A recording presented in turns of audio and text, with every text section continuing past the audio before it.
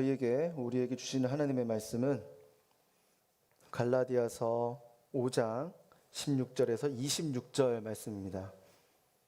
갈라디아서 5장 16절에서 26절 말씀, 저와 여러분이 한 절씩 돌아가며 봉독하도록 하겠습니다. 내가 또 말합니다. 여러분은 성령을 따라 행하십시오. 그러면 결코 육체 욕망을 채우려고 하지 않게 될 것입니다. 육체 욕망은 성령을 거스르고 성령의 욕망은 육체를 거스릅니다. 이들은 서로 상반되기 때문에 여러분이 원하는 것들을 할 수 없게 합니다. 그러나 만약 여러분이 성령의 인도를 받는다면 여러분은 율법 아래 있지 않습니다.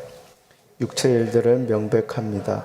곧 음행과 더러움과 방종과 우상 숭배와 마술과 원수 맺음과 다툼과 시기와 분노와 이기심과 분열과 분파와 술 취함과 또 이와 같은 것들입니다.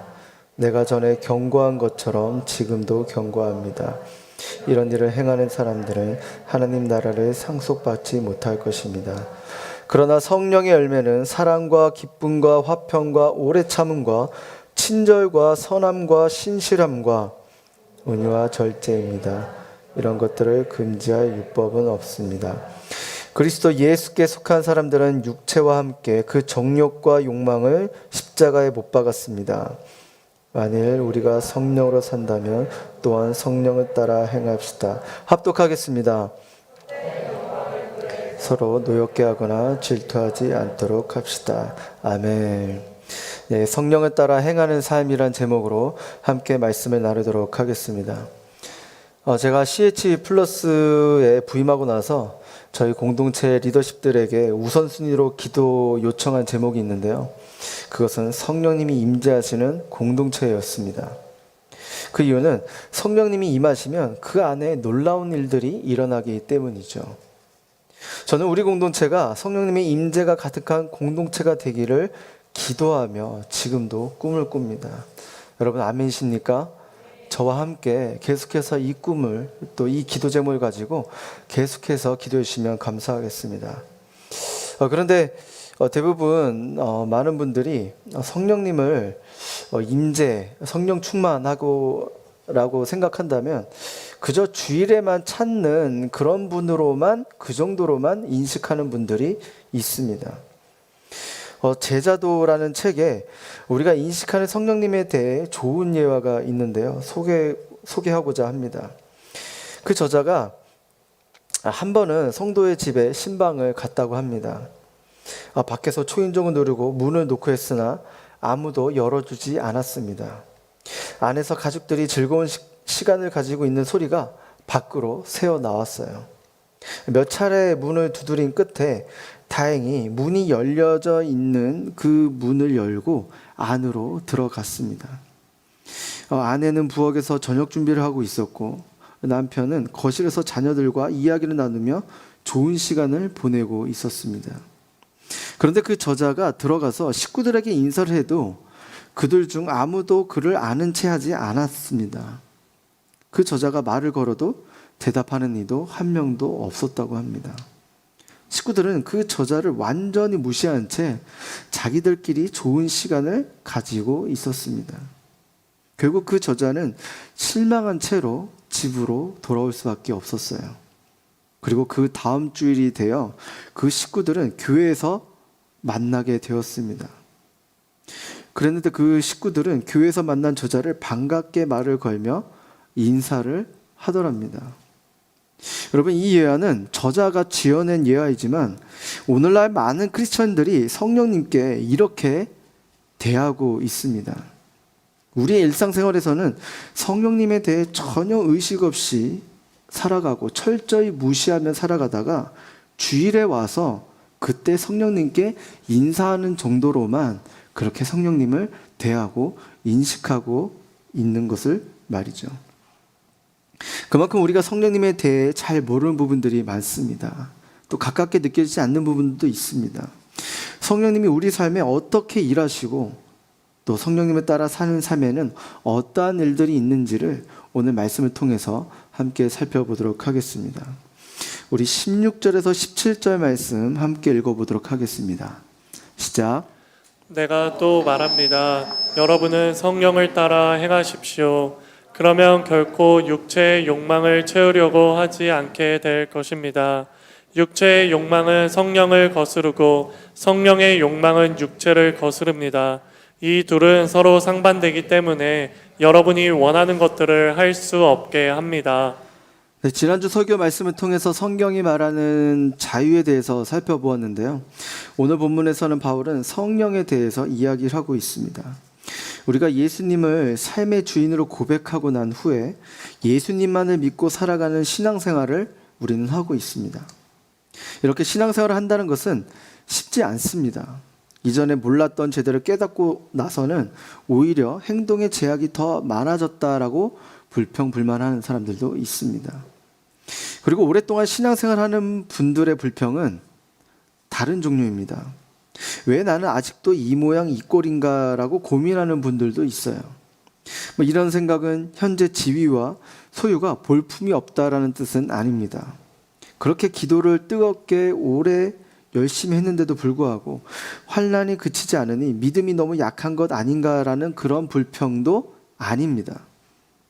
예수님을 삶의 주인으로 모시고 사는 자녀들의 오랜 숙제는 여전히 하나님의 자녀답지 못한 삶을 살고 있고 또 그것을 해결할 방도가 없다는 것입니다. 그동안 하나님의 자녀답게 말씀대로 살려고 발부둥쳐 살아왔습니다. 성경을 열심히 묵상하고 연구했으며 또 간절히 기도했습니다. 그리고 교회 리더로서 최선을 다해 헌신도 했습니다. 그러나 자신을 돌아봤을 때 여전히 크게 변화되지 않는 모습을 보면서 왜 나는 아직도 이 모양 이 꼴인가라고 그렇게 이야기를 합니다. 여러분, 대체 무엇이 문제일까요? 본문은 그 원인과 해결책을 아주 간략하고도 분명하게 밝히고 있습니다. 우선 우리가 신앙생활을 하면서 죄를 짓지 않으려는 데에만 모든 초점을 맞추는 경우입니다. 예수님처럼 살기는 힘드니까 우선 죄를 짓는 행동만이라도 하지 않으려는 것이죠. 그러나 여러분, 그때마다 어떠한가요? 죄에 가공할 힘에 종종 우리는 넘어갑니다. 정말 가끔은 성공했어도 일시적이었고 썩어지는 옛 습성을 완전히 벗어났다고 자신할 수가 없습니다. 그리고 두 번째 오류는 성령의 욕망과 육체의 욕망 둘 중에 하나를 자기가 선택하려 했던 것입니다. 우리는 물론 그래야 되죠. 그러나 간과해서 안 될 사항은 우리의 영적 분별력이 언제나 완전하지 않다는 것입니다. 어둠의 권세도 항상 교묘하게 그럴싸한 모습으로 나타나기 때문이죠. 때론 선하고 거룩해 보일 때가 있습니다. 사울은 하나님을 위하는 열심으로 기독교인들을 핍박했고 예수님마저도 기도 중에 시험을 당했습니다. 본문에서 사도 바울의 설명이 아주 흥미로워요. 육체의 소욕과 성령의 소욕이 서로 대적하며 거스른다라고 이야기하고 있습니다. 그런데 그 상호 충돌로 인해 너희가 원하는 것을 하지 못한다라고 끝에 그렇게 이야기하고 있습니다. 여러분, 논리적으로 생각해 보면 육체의 소욕이 강하면 성령의 소욕이 하려는 것을 못하게 하고 성령의 소욕이 강하면 육체의 소욕이 하려는 것을 못하게 한다라고 말해야 합니다. 그러나 바울은 17절 끝부분에 그렇게 이야기하지 않고 여러분이 원하는 것들을 할 수 없다라고 말하고 있습니다. 그 말은 무슨 뜻일까요? 그것은 우리에게 육체의 욕망도 있고 또 성령의 욕망도 있다라는 것입니다. 예수님을 삶의 주인으로 모시고 산다고 해서 성령의 욕망만 있는 것이 아니라는 것이죠. 우리가 살아가다 보면 죄를 짓기 마련입니다. 그때 자기가 죄를 짓는 자신을 막으려는 힘만 들고 실패하기가 일쑤입니다. 자기 혼자 그 악을 이기지 못한다라는 것이죠. 그래서 사도 바울이 말하는 해결책은 아주 간단합니다. 악을 행하지 않으려는 노력이 신앙생활에 매우 중요하지만 지금껏 여러분들이 경험한 대로 성공보다 실패할 확률이 더욱더 큽니다. 대신 오직 성령의 인도하심에 따라 선을 행하라는 것이죠. 성령의 열매만 맺으려 노력하면 된다는 것입니다. 말하자면 죄를 짓는 생각만 해도 결코 선을 행할 수 없다는 것입니다. 반대로 성령의 인도하심을 받아 선을 행하고 있으면 악은 절대 힘을 발휘하지 못한다라고 말하고 있습니다. 그래서 바울은 우리의 삶은 성령의 욕망을 따르든지 육체의 욕망을 따르든지 둘 중 하나일 뿐이라는 것입니다. 둘이 섞여 있거나 조종, 타협, 수정될 사항이 절대 아니라고 말하는 것이죠. 이미 그런 상태는 악에 젖었거나 지고 있는 중이라는 뜻입니다. 예를 들어 보겠습니다. 마태복음 5장 43절에서 44절 말씀 함께 볼까요? 함께 읽어보도록 하겠습니다. 시작. 또 내 이웃을 사랑하고 내 원수를 미워하라 하였다는 것을 너희가 들었으니 나는 너희에게 이르노니 너희 원수를 사랑하며 너희를 박해하는 자를 위하여 기도하라. 여러분, 산상수훈에서 예수님의 말씀에 대해 이웃을 사랑하고 내 원수를 미워하라고 배웠지만 너희 원수를 사랑하며 박해하는 자를 위해서 기도해 주라고 이야기하고 있습니다. 원수는 미워해도 되고 이웃을 사랑하면 우린 세상에서 칭찬받습니다. 그러나 이러한 가르침을 준 당시 유대의 지도자들처럼 사랑할 수 있는 이웃만 사랑하고 원수는 계속 미워하고 있으면 오히려 악에 진다라는 것이죠. 마음에 미움의 감정이 남아있는 이상 사랑을 온전히 할 수 없다는 것을 이야기하고 있는 것입니다. 물론 우리 스스로 죄의 본성이 있기 때문에 원수를 미워하는 감정을 우리 스스로 없앨 수는 없습니다. 그래서 성령의 인도하심을 받아 원수를 사랑하고 기도해 주라는 것이죠. 항상 거룩함을 생각하고 거룩한 생각을 하기 위해 노력하라는 것입니다. 피 흘리기까지 죄와 싸우되 혼자서가 아니라 날마다 순간마다 성령의 도움을 구하며 살아가라고 이야기하고 있는 것이죠. 제가 신대원 입시 때 스터디 그룹에 가입해서 열심히 공부를 했습니다. 소규모 스터디 그룹이라서 총 인원이 한 15명 정도 이내였는데 그 중에 이제 매일 도서관에 나와서 공부하는 사람은 저를 포함해서 한 6명 정도였습니다. 그런데 그 중에 한 명이 되게 까불거리고 공부하는데 시끄럽게 하는 사람이 있었습니다. 개인 공부를 할 때도 있었고 같이 모여서 공부할 때가 있었는데 모여서 공부할 때 그 사람은 시끄럽게 말을 많이 하고 좀 그 분위기를 조금 이렇게 분산시키는 그러한 경향을 가진 사람이 있었습니다. 그런 행동들이 조금씩 저에게 거슬리기 시작했는데 계속해서 그 사람이 시끄럽게 하다 보니 제 안에도 옛사람이 점점 올라오면서 짜증나기 시작했고 그 사람이 싫어지기 시작했습니다. 더군다나 더욱더 열받은 것은 평소 제가 그보다 더욱더 열심히 공부하고 성실히 열심히 공부한 것 같은데 막상 스터디 안에서 기출문제를 풀어보면 그 사람이 시험 성적이 더 잘 나오는 게 더 열받았습니다. 근데 그 사람은 제가 그런 마음을 가지고 있는지는 모르겠지만 저는 그렇게 한 달 이상 그런 마음을 품고 시간이 흘렀습니다. 제 생각과 마음에는 미워하지 말아야지라고 다짐을 해보지만 그게 잘 안 됐습니다. 그러나 어느 날 문득 큐티를 하면서 그런 마음을 주시는 것 같아요. 내가 생각을 사로잡지 않으면 생각이 나를 사로잡는구나라는 것을 깨닫게 되었습니다. 그래서 그때부터 그를 향한 악한 생각을 비워내고 큐티와 말씀을 보며 기도하며 거룩한 생각들로 거룩한 생각의 재료들로 나의 생각과 마음을 채우기 시작했습니다. 그리고 생각으로 멈추지 말고 또 성령님이 주시는 그 마음을 따라 행동하기로 스스로 결심을 했습니다. 그래서 어느 날 그에게 찾아가서 이렇게 이야기했습니다. 저보다 동생이었어요. 너가 공부할 때 시끄럽게 하고 까불거리는 모습 때문에 너를 좀 이렇게 미워하고 있었다. 그래서 나는 그런 마음을 가지고 있었는데 하나님과 나와의 그런 약속을 통해서 너를 용서한다, 미안하다라고 그렇게 말을 했어요. 그랬더니 그 동생의 반응은 어떠한 줄 아세요?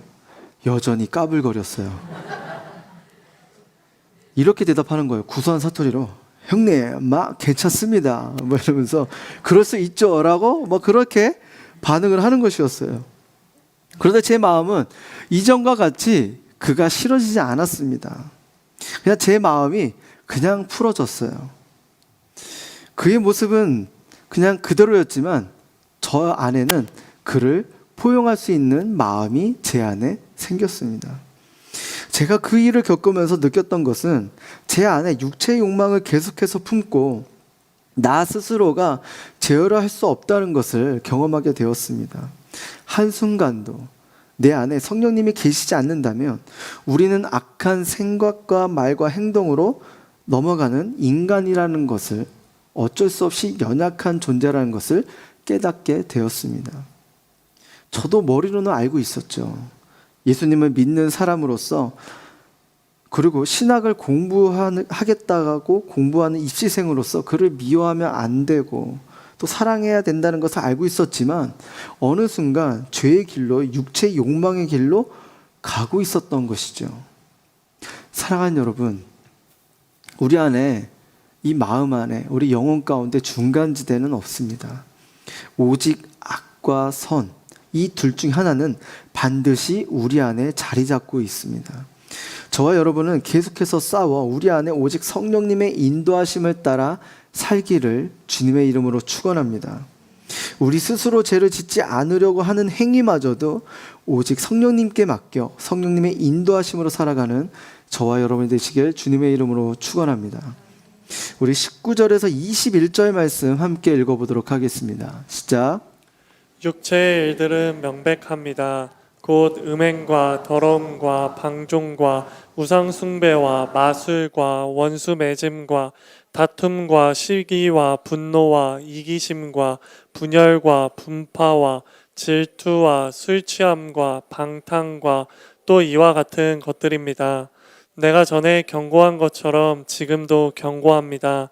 이런 일을 행하는 사람들은 하나님 나라를 상속받지 못할 것입니다.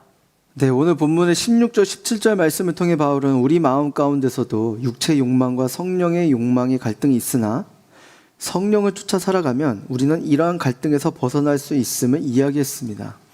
그런데 19절에서 23절에는 한 걸음 더 나아가 육체의 일과 성령의 열매를 대조하여 이야기하고 있는데요. 사도 바울은 먼저 육체의 일은 명백하다라고 이야기하고 있습니다.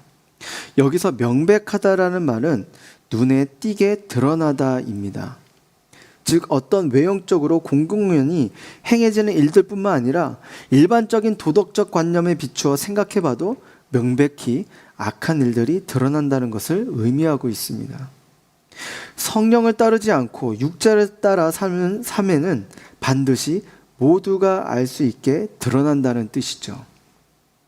바울이 열거한 죄들은 여러분 4가지 종류로 구분 지을 수가 있습니다. 첫 번째는 성적인 타락입니다. 성적 타락은 음행과 더러움과 방종입니다. 사탄은 예나 지금이나 우리에게 성적인 타락을 계속해서 안겨줍니다.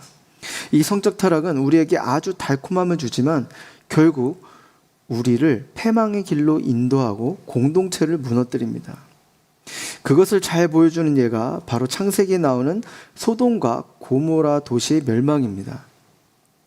소돔과 고모라는 타락이 극심했던 도시라고 일컬어졌으며 특히 그 중에서 성적으로 문란함이 극심한 도시였습니다.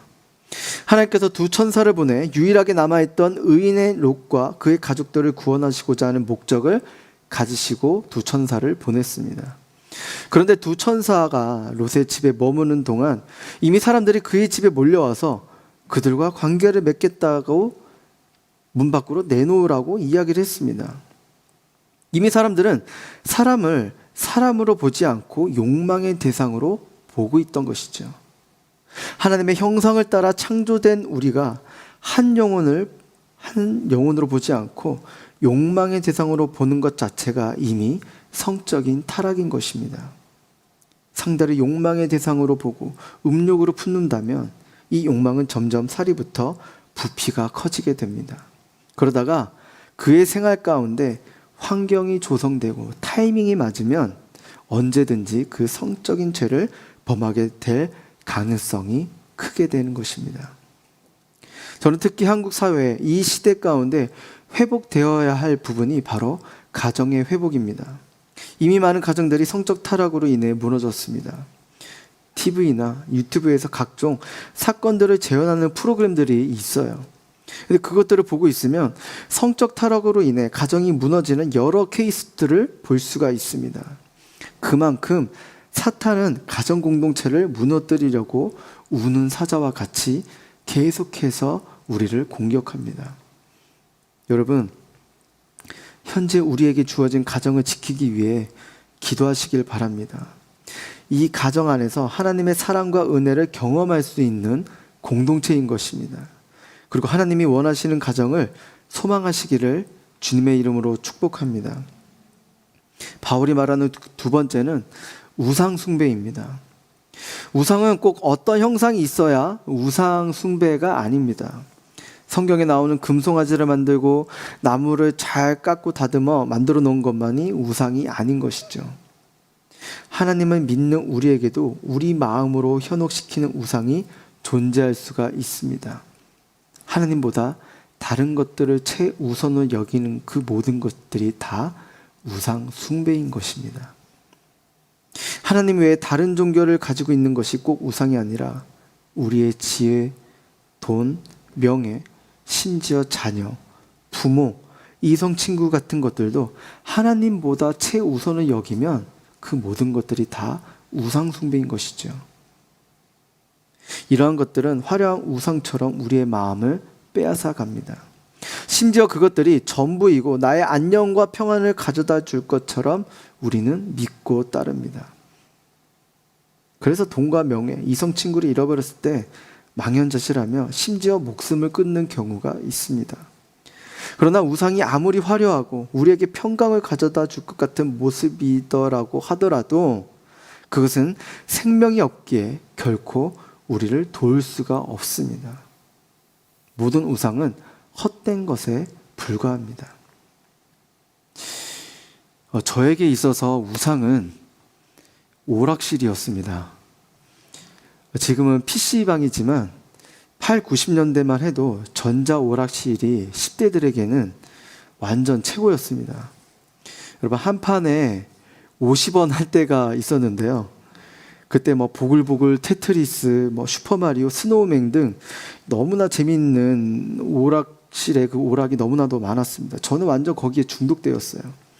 아빠한테 100원만 달라고 해서 오락실 가고 누군가 500원을 용돈을 주면 저는 곧장 오락실로 달려가서 이제 바꿔서 이제 오락을 하고 하루 종일 그렇게 시간을 보냈어요. 오락실에도 여러분들 아실지 모르겠지만 룰이 있었어요. 제가 하고 싶은 게임 앞에 섰는데 누가 만약 게임 중이라면 그 50원, 그 100원을 그 화면 코너에 이렇게 달아 놓습니다. 그러면 그 순서가 이제 나이다라고 예약을 걸어 놓는 거예요. 여러분 모르시죠? 이렇게 동전을 화면 이렇게 있으면 거기 오른쪽 아래다가 이렇게 걸어 놓는 것입니다. 그렇게 예약을 하는 것이에요. 이걸 아는 분들은 옛날 사람입니다. 이렇게 크게 웃는 분들 옛날 사람이에요. 아무튼 저는 학교 시간 외에도 무조건 오락실에 달려갔어요. 그래서 부모님 눈을 피해 오락실을 다녔고 또 부모님은 저를 찾기 위해 오락실에 달려왔습니다. 오락실 갈 때마다 저는 혼났지만 저는 오락실을 사랑했고 제 몸은 늘 오락실로 향하고 있었습니다. 그러다가 어느 날 부모님께서 작정하셨는지 그렇게 말씀해 오셨어요. 사무엘, 오락실에 한 번 더 가면 너를 고아원에 보내겠다라고 그렇게 말씀하셨어요. 저는 이 말이 장난이겠지라고 그냥 가볍게 보냈어요. 설마 나를 뭐 고아원에 보내겠어라고 가볍게 여겼어요. 그리고 어떻게 했어요? 또 오락실을 갔습니다. 오락실에서 구경을 하고 있는데 갑자기 뒤에서 제 이름이 또렷하게 들리기 시작했습니다. 저는 조용히 아빠의 뒤를 따라 집으로 갔어요. 아빠와 저는 정말 조용히 아무 얘기 없이 고요히 집으로 가고 있었습니다. 집 가는 동안 너무나도 두려웠어요. 그게 얼마나 심장이 쫄깃해지던지 너무나도 그 공포가 이루 말할 수가 없었습니다. 그래서 아버님께서 저를 데리고 집으로 가니까 아버님께서 어머니를 부르셨어요. 그리고 저에게 인사시키셨어요. 이제 사무엘이 구하원 갑니다. 아마 인사하세요 라고 그렇게 얘기하는 거죠. 와, 저는 이제 진짜 구하원 가는구나. 이제 나 진짜 부모님과 떨어져 있는구나 라고 그런 생각이 들면서 막 두려워 떨기 시작했어요. 그래서 차를 타고 한참 동안 이동하다가 어느 한 그 시골의 작은 교회에 도착했어요. 근데 그곳에서 하룻밤을 지냈고 다시 집으로 돌아오게 됐는데, 지나고 보니까 저희 아버지가 그 작은 교회 목사님하고 짜고 친 고수톱이었어요. 한 번 더 이렇게 보내면 그렇게 고아원이라 생각하고 잘 하루 동안 데리고 있어 달라라고 그렇게 그 목사님하고 합의된 내용이었던 것이죠. 그 이후로 저는 오락실을 끊을 수가 있었습니다. 그렇게 저에게 있어서 오락실은 저에게 우상이었어요.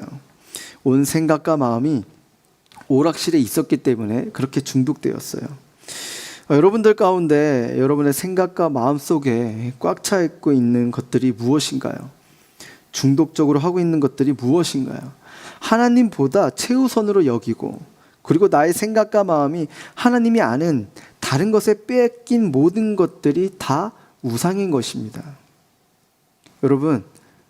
여러분들 안에 그 무엇이 있는지, 하나님보다 최우선으로 여기시는 게 무엇인지 있는지를 한번 살펴보시기를 바랍니다. 그리고 바울이 말하는 세 번째는 관계의 타락입니다. 여기 원수 매증과 다툼, 시기, 분노와 이기심, 분열과 분파가 여기에 속합니다. 여러분 살면서 가장 크게 느끼는 건 인생은 관계라는 것입니다. 태어나면서부터 죽는 순간까지 삶은 끊임없는 관계의 연속으로 이어집니다. 일생을 살면서 맺는 관계들은 너무나 많아서 세는 것조차 불가능하지만 중요한 그 모든 관계들이 가족으로부터 시작이 됩니다. 관계를 잘 맺는 사람들을 보면 가정에서 많은 사랑을 받으며 자란 것을 보게 됩니다. 반면 관계를 잘 맺지 못하고 힘들어하는 사람들을 보면 가정에서 상처와 아픔을 겪으며 자란 것을 볼 수가 있습니다. 그래서 건강한 가족이 중요하고 행복한 가정이 반드시 필요합니다. 그렇다면 이상적이고 건강한 가족으로부터 성장하지 못한 분들은 어떻게 이 부분을 해결할 수 있을까요? 그것은 하나님과 관계를 잘 맺는 것에서부터 시작이 됩니다. 여러분, 아기를 한번 생각해 보세요. 아기는 뱃속에서부터 독립적으로 절대 자랄 수 없는 존재인 것입니다. 엄마와 탯줄로 연결되어 엄마로부터 영양분을 공급받으며 살아가며 성장하는 존재인 것입니다. 아기는 뱃속에서부터 엄마와 태화라는 그 관계 안에서 10달의 그 엄마 뱃속에서 시간을 보내고 관계를 맺습니다. 마찬가지로 하나님이 인간을 창조하셨을 때 스스로 독립할 수 없는 존재로 만드셨습니다. 결코 하나님을 떠나서는 살 수 없도록 만드셨습니다. 오직 인간은 하나님과 관계하며 자라도록 되어 있는 존재인 것이죠. 그렇게 하나님과 친밀한 관계가 우리 안에 이루어진다면 이 땅 가운데서의 그 관계의 문제들을 해결해 주실 것입니다. 비록 모든 관계의 문제들마다 케이스는 다 다르지만 우리를 지으시고 우리를 가장 잘 아시며 하나님의 자녀들의 관계가 깨진 것을 우리보다 더 아파하시고 슬퍼하시는 분이 바로 하나님 아버지이기 때문입니다. 우리는 신앙생활하면서 하나님께 기적을 요구하지만 하나님은 우리와의 관계를 요구하십니다.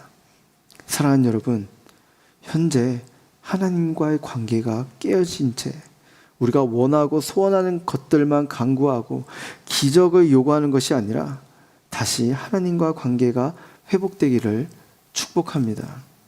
그 관계가 먼저 회복될 때 우리 안에 깨어진 관계들이 다시 회복될 줄 믿습니다.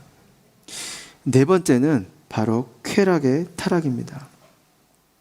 술 취함과 방탕함이 이에 속합니다. 크리스천들에게 있어서 늘 술이 화제가 되죠. 술 마신다고 우리 믿음이 떨어지거나 구원이 취소되지 않는다라고 이야기하는 분들도 있고, 술을 안 마시는 것이 믿음을 지키는 것이라고 여러분들 순모임 안에서나 또 직장 내 크리스천들 간의 의견이 또 충돌하기도 합니다. 여러분, 술이 가지고 있는 성질을 한번 생각해 보시길 바랍니다. 술은 사람을 지배하고 그의 사고를 왜곡시킵니다. 그래서 술을 마시고 나면 술의 지배를 받아 우리 안에 죄의 본성들을 더욱 건드리며 육체 욕망대로 행동하게 하는 아주 강한 지배력이 술 안에 있습니다. 그래서 우리는 술을 마시게 되면 성령의 지배를 받기보다는 오히려 육체의 욕망의 지배를 받아 죄를 범하기가 더 쉽게 되는 것입니다. 그럼 목사님, 그러면 취하지 않을 만큼 한두 잔 하는 건 어떻습니까? 라고 질문을 할 수 있죠. 그렇다면 저는 그렇게 질문한 분에게 이렇게 다시 반문하고 싶습니다. 자신이 술 마시는 걸 컨트롤할 수 있다는 생각 자체가 하나님 앞에서 교만이 아닐까요? 사탄은 먼저 술을 한두 잔 마시는 걸로 우리를 유혹합니다. 그리고 환경과 분위기도 몰아가죠. 점점 한두 잔으로 끝나기 어려운 자리로 만들게 합니다. 이렇게 사탄은 배후에서 모든 것을 컨트롤하고 있는데, 우리의 힘과 우리의 의지로 술을 컨트롤할 수 있다는 것이 바로 교만인 것이죠. 아까 말씀드린 대로 살면서 악을 행하지 않으려고 하는 우리의 노력과 의지의 결과가 성공이 많았나요? 실패가 많았나요? 실패가 많았습니다. 우리는 그것을 경험적으로 알고 있어요. 저는 술에 취하는 것보다 더 큰 문제는 성령에 취하지 않고 신앙생활을 하고 있다는 것이 더욱더 큰 문제라고 생각이 듭니다. 에베소서 5장 18절 말씀에 또한 술에 취하지 마십시오. 잘못하면 방탕에 빠지기 쉽습니다. 오히려 성령으로 충만하게 되십시오라고 사도 바울이 다른 본문에서 그렇게 이야기하고 있습니다. 술에 취하게 되면 방탕에 빠지기 쉽다는 말이죠. 그래서 그의 답은 무엇인가요? 오히려 성령으로 충만하라고 말하고 있습니다. 여러분, 술에 취하기보다는 성령에 충만하시기를 주님의 이름으로 축원합니다. 그것이 우리 인생의 육체의 욕망을 이겨내는 방법일 줄 믿습니다. 그렇다면 성령 충만하게 된다면 우리 삶 가운데 어떠한 일들이 일어나는 것일까요? 우리 22절에서 23절 말씀 함께 읽어보도록 하겠습니다. 시작. 그러나 성령의 열매는 사랑과 기쁨과 화평과 오래 참음과 친절과 선함과 신실함과 온유와 절제입니다. 이런 것들을 금지할 율법은 없습니다. 네, 사도 바울은 앞에서 제시한 육체의 일과 반대로 성령 충만한 삶에는 아름답고 풍성한 성령의 열매를 맺는다라고 이야기하고 있습니다. 여기서 우리가 주목해야 될 것은 표현이 있는데요. 사도 바울은 19절에서 육체의 일들이라고 표현을 했고, 여기에서는 성령의 열매라고 표현을 했습니다. 이 성령의 열매는 성령 충만한 삶 가운데서 성령님께서 맺어주시는 것들이죠. 사도 바울이 말한 이 9가지 성령의 열매는 공통점이 있는데요. 그것은 시간이 필요하다는 것입니다.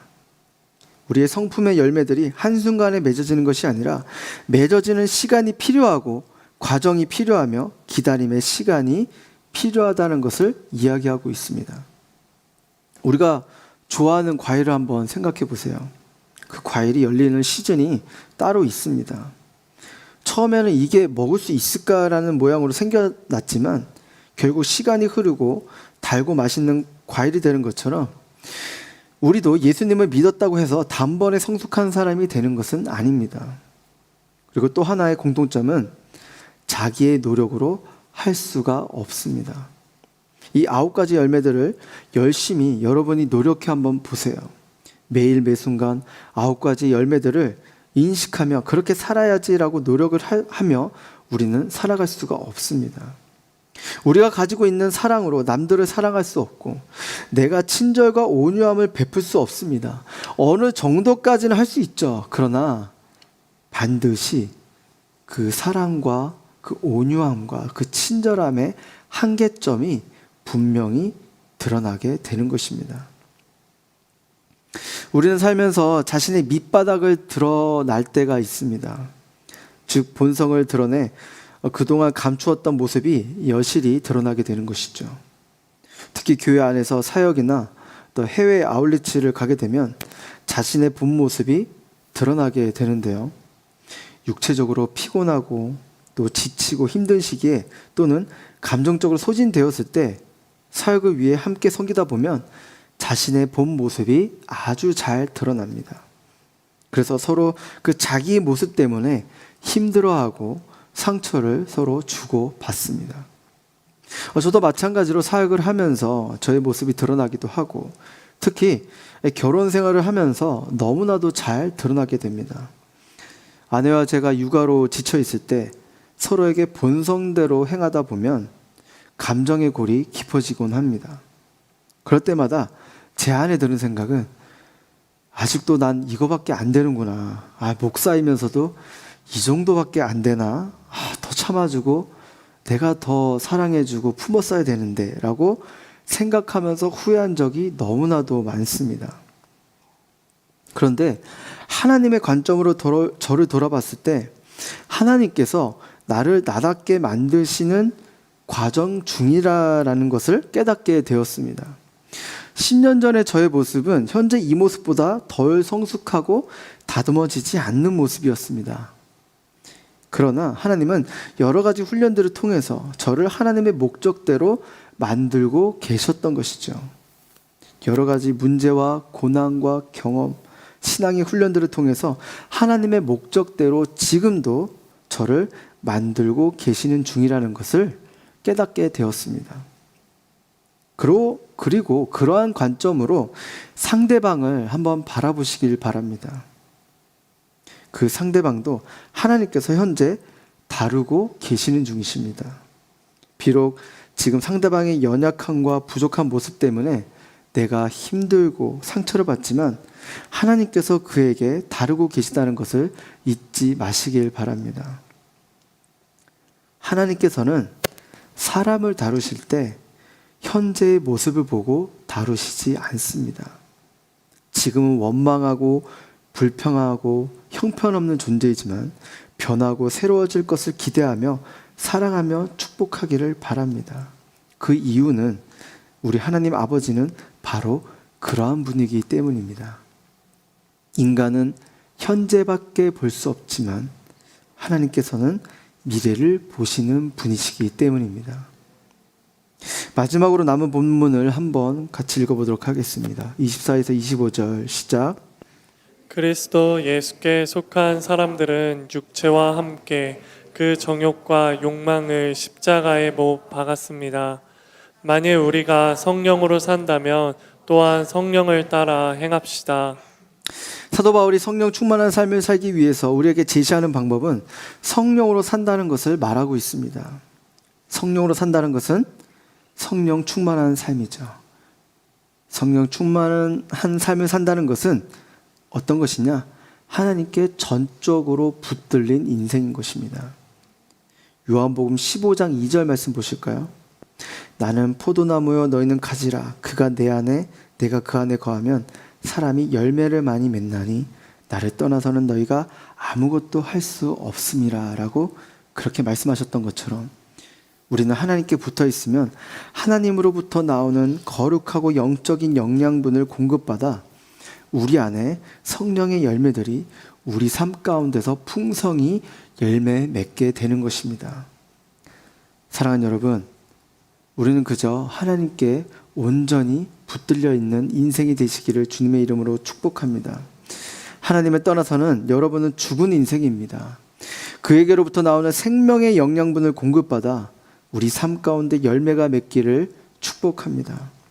예수를 믿었다고 단번에 열매가 맺어지는 것이 아니라 하나님께 붙들어 있는 삶을 지속하다 보면 우리는 언젠가 하나님의 타이밍에 맞게 성숙한 그 성령의 열매가 우리 삶 가운데 맺어지게 되는 것입니다. 사랑하는 여러분, 여러분의 삶은 현재 누구의 지배를 받고 있습니까? 육체의 욕망대로 살고 계시나요? 성령의 인도하심대로 살아가고 계시나요? 우리가 그저 죄를 짓지 않기 위해 노력하는 인생의 수준으로 살아가는 것이 아니라 성령의 인도하심대로 살아가기 힘쓰는 저와 여러분 되시길 주님의 이름으로 축원합니다. 그리고 육체의 욕망이 생기는 대로 나를 그대로 방치하는 것이 아니라 말씀대로 순종하기를 전력을 다해 살아가기를 축복합니다. 마지막으로 성령 충만한 삶을 사시기를 바랍니다. 성령 충만한 삶을 추구하며 우리의 생활 가운데 성령의 열매에 맺기를 축복합니다. 그저 하나님께 온전히 붙들린 인생이 되어 나를 다듬어 가고 계시고 다루고 계시는 하나님의 관점으로 또한 상대방을 바라보고 사랑하기를 주님의 이름으로 축원합니다. 우리 이 시간 찬양 부르며 나아가기 원하는데요, 우리가 우리 욕망대로 살아갈 땐 너무나도 불안전합니다. 나는 자꾸 누구를 미워하게 되고 시기하게 되고 질투하게 되고 그냥 사랑할 수 있는 사람만 사랑하게 되는데, 이러한 불안한 삶이 너무나도 힘듭니다. 그러나 우리가 주 안에서 안전한 삶을 통해서 성령의 열매가 우리 가운데 맺어지기를 주님의 이름으로 축원합니다.